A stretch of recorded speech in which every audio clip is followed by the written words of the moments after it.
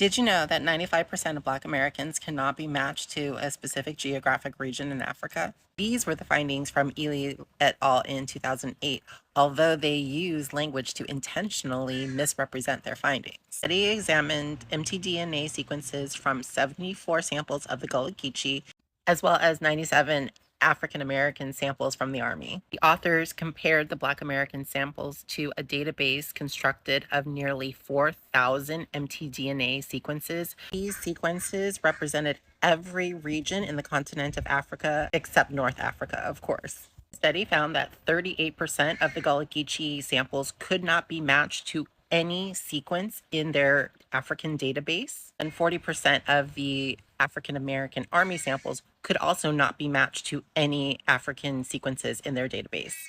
However, what the authors frame as a positive finding for their study is actually the smoking gun.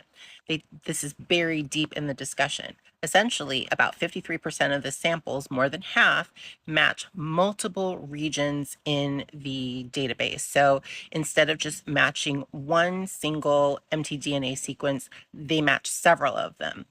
When we're talking about mtDNA, the entire point of analyzing different sequences is that a single mutation creates this new branch. You are tracking a defining set of mutations in order to determine a lineage. Therefore, if the Black American samples are matching multiple different sites, that also means they're not matching the core mutations needed to determine that lineage. So if you're matching multiple, then you are matching none, especially given that different positions, the mutations at different sites, can be found across the globe.